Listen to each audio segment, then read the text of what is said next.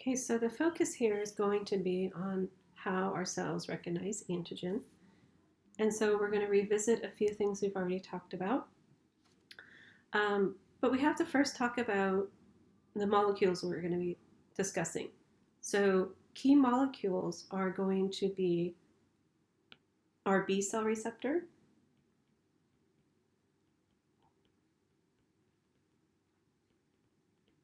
or BCR, our T cell receptor,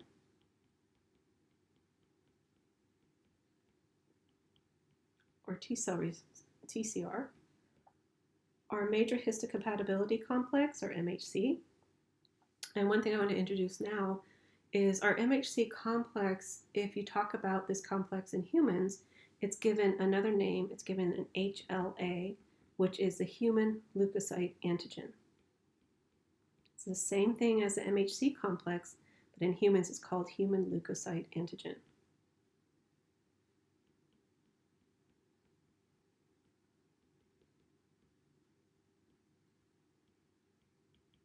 And this, of course, is the major histocompatibility complex.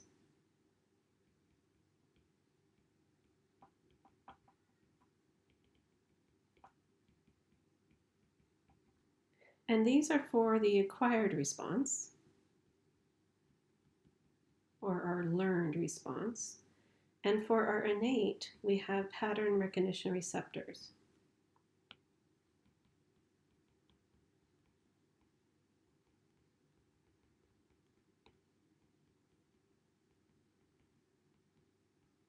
Or PRRs. Okay, so what are these receptors seeing? They are seeing antigens. The classic definition of an antigen is a molecule that induces an antibody response.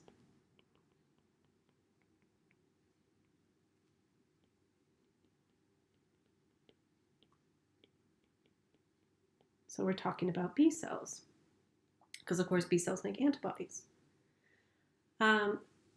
And so one of the things to recognize is, again, we're going back to the recognition of antigens. We ourselves are made up of antigens. And so there's a key thing that has to happen is we have to be able to tell the difference between self-antigen, what we do not want to bind to, and non-self antigens, what we want to bind to. So we have self-antigens that we want to tolerize to, and we have non-self we want to respond to.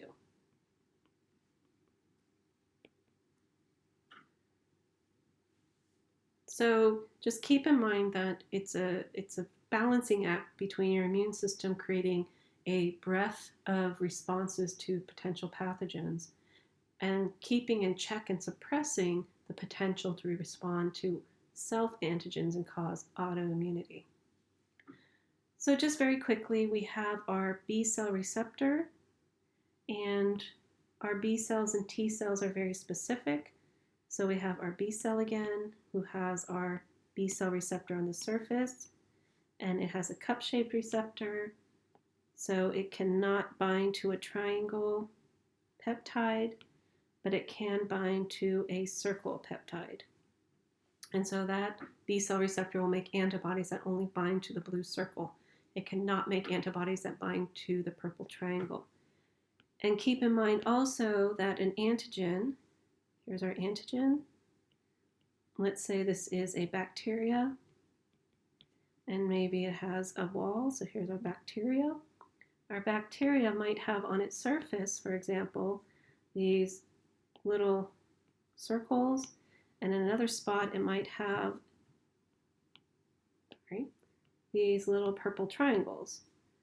So again, this is the antigen, and these are the epitopes. So a B cell can only respond to a certain epitope on an antigen. Another B cell will have to come along and recognize that purple triangle, for example. This is a B cell. Okay, so the first thing I want to talk about is our pattern recognition receptors, because this is innate. And innate is our first line of defense. So they really get the immune response going. They're really there to say, hello, we have a fungus here, or hello, we have a parasite here. And so they start the whole process going. So we have pattern recognition receptors. They're called PRRs, and they are going to bind to our PAMPs, or pathogen-associated molecular patterns.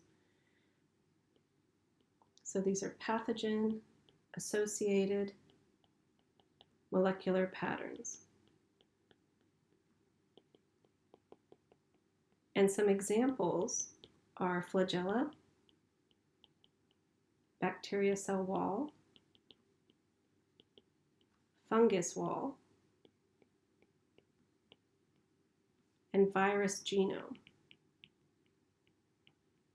Those are some examples. And so some examples of PRRs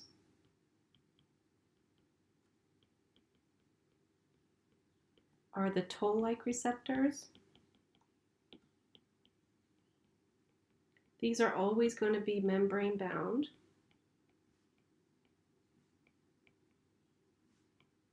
So our cells have cellular membranes. They have membranes of our organelles inside of our cells. And so there are going to be some Toll-like receptors that are intracellular on endosomal compartments, but they're always associated with some membrane. We also have that mannan-binding lectin.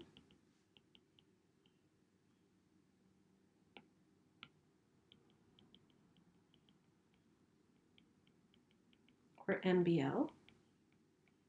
And this binds mannose on some pathogens. They have it in their cell walls. We also have what we'll talk about in future is NOD receptors. And we have RIG1 receptors. And these both are going to be intracellular. So your body has developed a mechanism in your innate response so that if a bacteria is extracellular, the innate response using Toll-like receptors embedded in the membranes can recognize that extracellular pathogen. If you have an intracellular pathogen that's replicating in the cell, you want to have receptors that are floating around in the cell that can recognize those pathogens. And so those would be like the NOD receptors and the RIG1 receptors. And so it's a very clever way for your innate response to see patterns outside as well as inside of your cells. So we have to talk about Toll-like receptors because they've been highly characterized. And so to talk about Toll-like receptors, again, we have to go through our membranes. So we have our extracellular membrane, and we'll have inside the cell an endosome.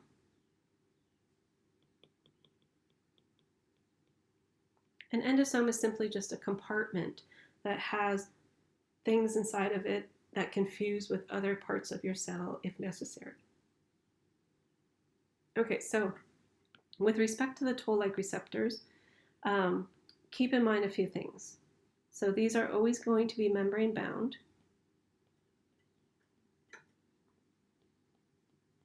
And this is an innate response. Your T cells and B cells don't respond with Toll-like receptors. Only cells like your macrophages and your neutrophils, for example, will respond.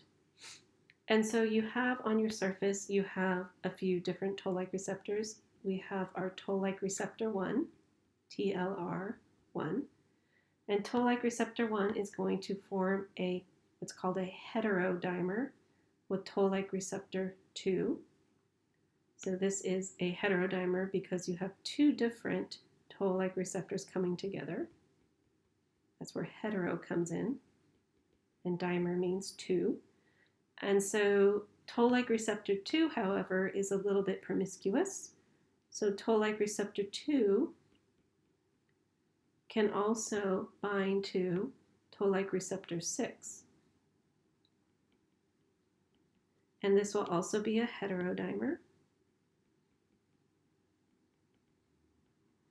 And both of these have very similar specificities. or very similar, I shouldn't say specificity because it's not, it's a pattern. And so their pattern of doing this is that they can bind to peptidoglycan, which is in a bacteria cell wall. They can also bind to chitin, and they can bind to lipoteichoic acid.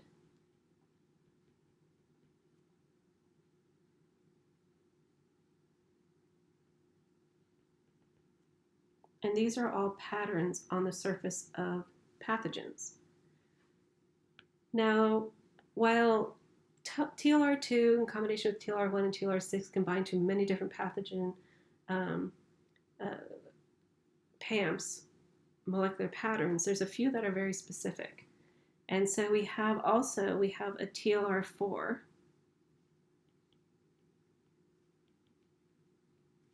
and this forms a homodimer in that it's only TLR4 binding to TLR4, and this is going to bind to lipopolysaccharide, or LPS. Lipopolysaccharide. And this is on gram-negative bacteria, such as E. coli, and other gram-negative bacteria as well, Salmonella, Shigella, etc. And so LPS will bind to TLR4. And then on the surface, there's another Toll-like receptor. It's Toll-like receptor 5. And this is going to bind to flagella. It forms a monomer. And so, again, all of these Toll-like receptors are going to initiate the alarm system.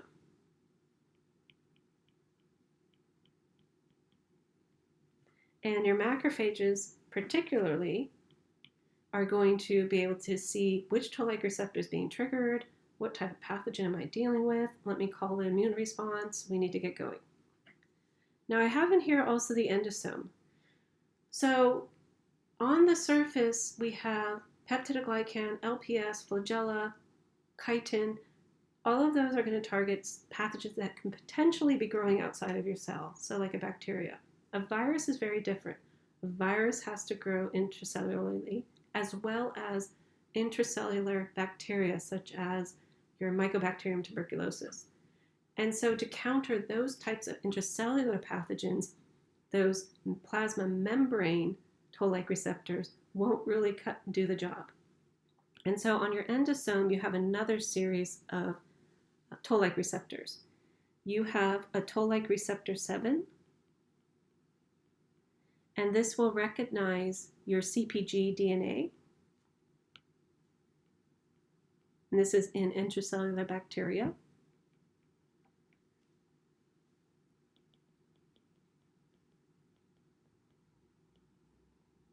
You also have,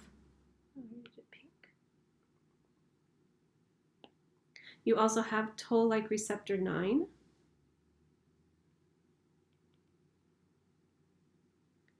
And I should actually put this in the reverse because they're really going to be in the endosome. Toll-like receptor 9. Sorry. And this is going to recognize double-stranded RNA, which we do not make double-stranded RNA, so it's clearly going to be a pathogen. And we also have Toll-like receptor 3.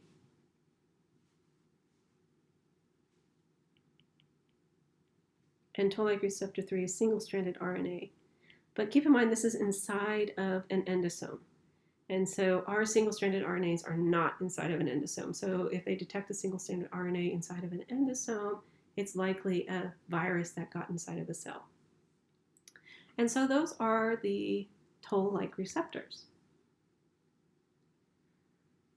So that's the innate response. So the innate response uses those patterns. But now let's talk a little bit about B and T cells. How do they do this?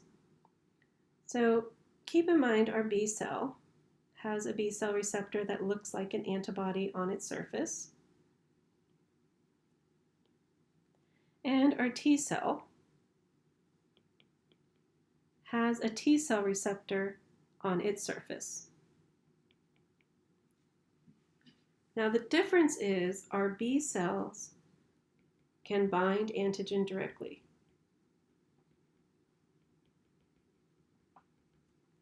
So they're going to see the green box. Now this green box, of course, will not be seen by the T cell, but instead an antigen presenting cell will show the T cell on its MHC complex, MHC, major histocompatibility, human leukocyte antigen, if you're talking about a human, and the antigen presenting cell will show a peptide to the T cell.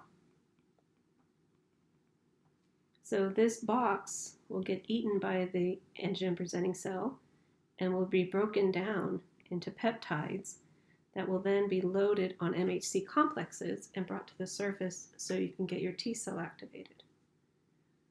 So keep in mind, inside the APC, it's doing basically what it always does. So let's do cell biology. You have a protein that's going to get fed through a proteasome, which digests proteins, and out comes peptides. So it's just using basic cell biology to generate peptides to load on an MHC complex and activate a T cell. Whereas a B cell can see that square all by itself. All right, so a little bit about the MHC molecule. We'll talk about this in a little bit. We have HLA, which is the human leukocyte antigen if you're talking about humans. MHC molecules are going to be what's called polygenic. So you have many genes. And it's going to be polymorphic. You have many alleles in a species.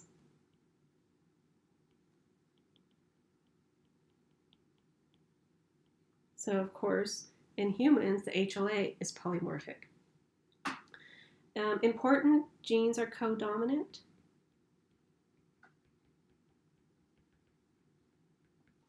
And so both your maternal and paternal MHC HLA genes are going to be expressed.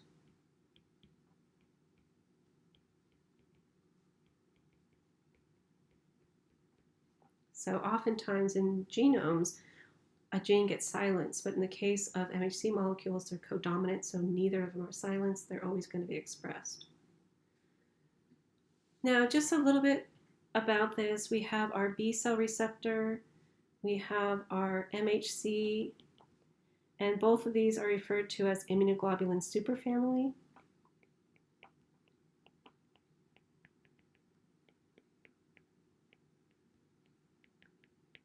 It just means that they've evolved from a common ancestor and had some branching point to develop into two different molecules. Our B cell receptor is going to be specific for one antigen. Our T cell receptor is specific for one peptide antigen. And our MHC is going to bind many peptides. And it does this by having many anchor regions. So I'm just going to draw this very simply. So let's say you have maternal MHC or HLA, and you have this structure, and it's going to have these red anchor sites.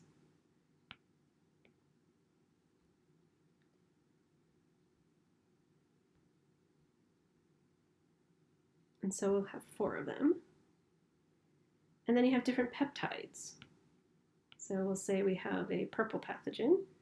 So let's draw, we have a peptide here that has one anchor site that binds. So it connects here, but it doesn't connect anywhere else. Then you have another purple peptide that might connect here, here, and nowhere else. And so it has 2 binding sites. And then you have another purple peptide that binds into the binding groove, so it's a best binder, has 3 binding sites. And finally, you have a purple that has no red binding sites. Instead, it's coated with blue, for example. And there might be some blues here, and there'd be blue here, and there might be greens also in some of these. And so different MHC molecules will bind to have different anchoring sites that will bind to different regions on a peptide. And so you need many different MHC molecules in order to bind to all of these purple potential peptides. And so that's where the diversity in the maternal and paternal genes come in, because some of your paternal genes may be able to bind to the peptide number 1, and your maternal is really good at binding to peptide number 3, but not so much to peptide 1, 2, and absolutely not to peptide 4. So that's just an example of how these MHC molecules work. They're not specific for one peptide. They're specific for peptides with the right anchoring domains.